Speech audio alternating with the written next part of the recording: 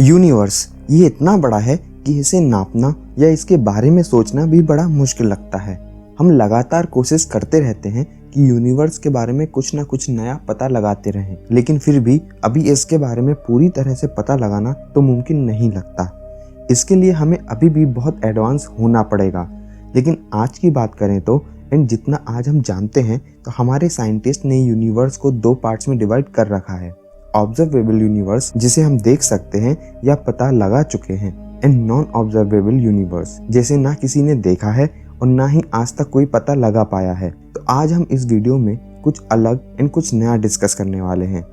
शायद आपने यूनिवर्स के मिशंस के बारे में तो सुना होगा, जो 30-40 सालों तक लगातार स्पेस में रहकर वहाँ के बारे में पता लगाते रहते हैं। लेकिन दोस्तों क्या हो अगर मैं कहूँ आज हम ऐसे सफर में जाने वाले हैं जहाँ शायद आपने कभी सोचा भी ना हो। आज हम जानेंगे कि अगर दोस्तों हम 35,000 सालों तक लगातार ट्रेवल करें, वो भी लाइट की 99.99% स्पीड से, तो हमें कैसा एक्सपीरियंस होगा एंड हम यूनिवर्स में क्या क्या देखेंगे एंड कहाँ तक पहुँच सकते हैं, जहाँ इस हाइपोथेटिकल सफर में आपकी कई जनरेशंस निकल जाएंगी। हम यहाँ टाइम डायलेशन के कॉन्सेप्ट को भी डिस्कस करने वाले हैं। तो तैयार हो जाइए एक ऐसे सफर में जाने के लिए जिसके बारे में आपने शायद कभी सोचा भी ना हो एंड जो आपको एक अलग ही एक्सपीरियंस देने वाला है। लेकिन इससे पहले अगर आप इस चैनल पर नए हैं एंड अभी तक सब्सक्राइब नहीं किया तो सब्सक्राइब की बटन फटाफट प्रेस कर दो, बेल आइकन भी प्रेस कर देना ताकि आपको ऐसे इंटरेस्टिंग वीडियो सबसे पहले मिलते रहें एंड आप ऐसे ही यूनिवर्स एंड साइंस में हमेशा अपडेटेड रहें। So let's unwrap the science behind कि अगर हम लगातार 35,000 सालों तक सफर करें तो क्या होगा।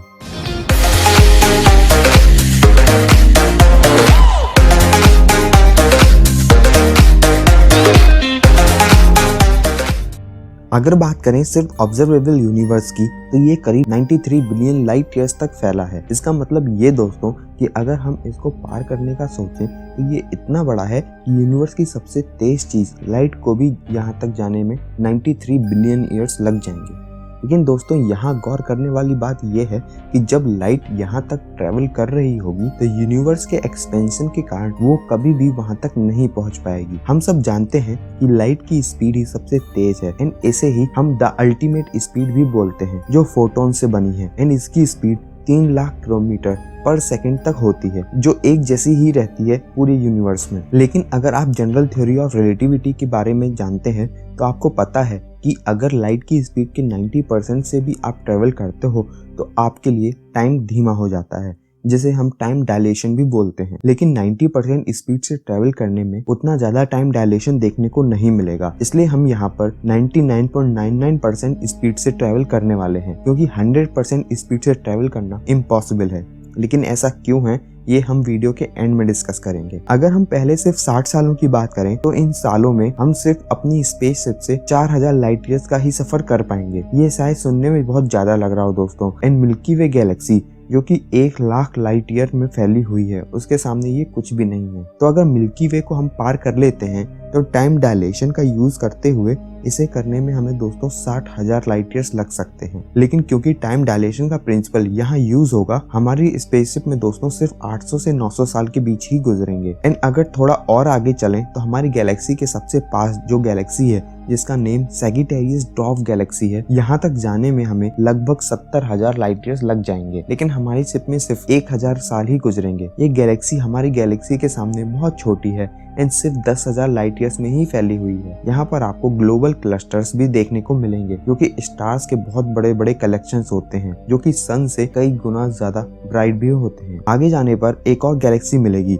जिसे हम लार्ज मैग्लेनिक क्लाउड भी बोलते हैं। ये हमसे लगभग 1,60,000 लाइट ईयर्स दूर है। इसका मास लगभग 10 बिलियन सन्स के बराबर है एंड ये 14,000 लाइट ईयर्स में फैली हुई है। अगर हम अपने शिप से यहाँ तक जाते हैं तो हमें 1,60,000 लाइट ईयर्स लगेंगे, लेकिन हमारे लिए सिर्फ 2300 साल ही गुजरेंगे। इतने टाइम में ना जाने कितने जनरेशंस निकल जाएंगी। यहाँ पर ना जाने आपको कितने सारे ग्लोबल क्लस्टर्स एंड नेबुलास देखने को मिलेंगे। लेकिन अब जहाँ हम पहुँचने वाले हैं वो स्टार इतना बड़ा है कि उसकी ब्राइटनेस सबको पीछे छोड़ देती है। इसका नाम R136A1 है। दोस्तों अगर हम इस स्टार को अपनी सन की जगह रख दें तो ये सन से 94,000 टाइम्स ज्यादा लाइट अर्थ पर डालेगा। ये 4 सेकंड में ही इतनी लाइट जनरेट कर देता है जितनी हमारे सन को 1 साल लग जाता है जनरेट करने मिलने में। यहाँ से आगे जाते जाते हमें पूरे 200 साल के आसपास लग जाएंगे। जब हम यहाँ से आगे जाएंगे तो स्मॉल मैगेलेनिक क्लाउड गैलेक्सी हमें मिलेगी जो कि अर्थ से 2 लाख लाइट ईयर्स दूर है। इतने लंबे सफर के बाद हमारी स्पेसशिप में सिर्फ 2900 साल ही गुजरेंगे एंड लगभग 100 जनरेशंस भी निकल जाएंगी। लेकिन कंपेयर करें अर्थ से तो यहाँ पर लगभग 6500 के आसपास जनरेशंस निकल जाएंगी। अब शायद आप लोग लाइट की स्पीड एंड टाइम डायलेशंस की पावर को समझ रहे होंगे। आगे जाने पर हमें लियो बी नाम की एक डॉर्फ गैलेक्सी मिलेगी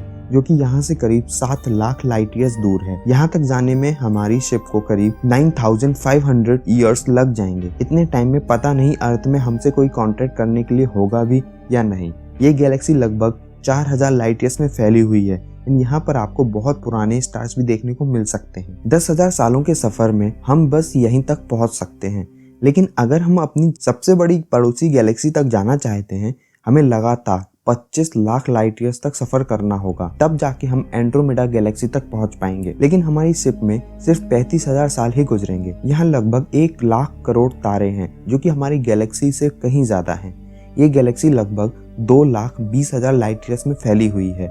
ये हमारी मिल्की वे गैलेक्सी से डबल बड़ी है। यहाँ तक जाना लाइट की स्पीड से भी पॉसिबल नहीं है क्योंकि कोई भी इतने लंबे समय तक सरवाइव नहीं कर सकता। साइंटिस्ट की माने तो करीब 4.5 बिलियन ईयर्स में ये हमारी गैलेक्सी से टकराने वाली है एंड ये मिल्की वे से कोलाइड होके एक न्यू गैलेक्सी को फॉर्म करेगी।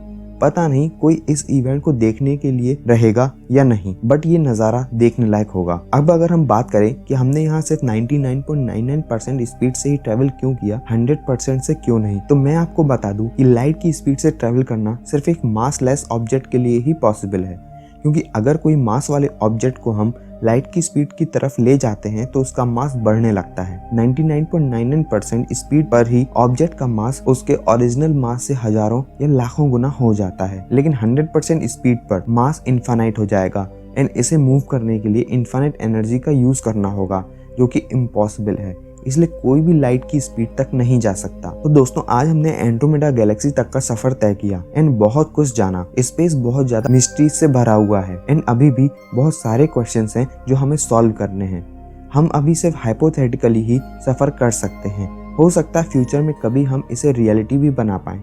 लेकिन अगर आपको साइंस एंड यूनिवर्स में मेरे जितना ही इंटरेस्ट है तो ऐसे ही आगे बहुत सारी मिस्ट्रीज हम सॉल्व करते रहेंगे। आज के लिए बस इतना ही। अगर आपने आज को सीखा है एंड ये वीडियो पसंद आया तो इस वीडियो को लाइक करो, सबके साथ शेयर करो, चैनल को सब्सक्राइब करो एंड बेल आइकन जरूर प्रेस कर देना ताकि नेक्स्ट वीडियो आपको सबसे पहले नोटिफाई हो। मैं ऐसे ही वीडियोस लेके आता रहूंगा। टिल देन अपना साथ बनाए रखिए and watch unwrap the science.